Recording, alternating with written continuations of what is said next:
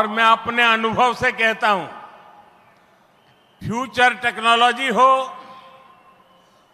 बहुत बड़े स्केल पर काम करना हो और जल्दी से इसे जमीन पर उतारना हो, तो वो काम चंद्रबाबू उत्तम से उत्तम तरीके से कर सकते हैं। అలాగే నా అనుభవంతో చెప్తున్నాను, పెద్ద స్కేల్లో ప్రాజెక్టులు చేయాలన్నా, తొందరగా అవి పూర్తి చేయాలన్నా, మంచి క్వాలిటీతో అవన్నీ కూడా పూర్తి చేయాలన్నా దేశంలో చంద్రబాబు నాయుడు గారి కంటే దాంట్లో మిన్న మరెవ్వరూ కూడా లేరు అనేది ఈ సభాముఖంగా తెలియజేస్తున్నాను। चंद्रबाबू जी टेक्नोलॉजी को लेकर के मेरी भारी तारीफ कर रहे थे, लेकिन मैं आज एक रहस्य बता देता हूं।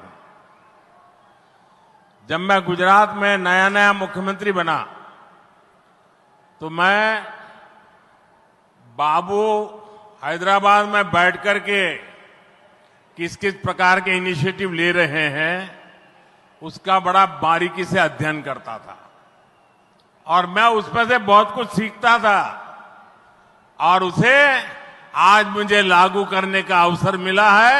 मैं लागू कर रहा हूं। ఇప్పుడు చంద్రబాబు గారు మీరందరి ముందు నాకు టెక్నాలజీ నాతో మొదలైందన్నట్టుగా ప్రశంసిస్తున్నారు, కానీ నేను మీ అందరికీ కూడా ఒక రహస్యం చెప్తాను।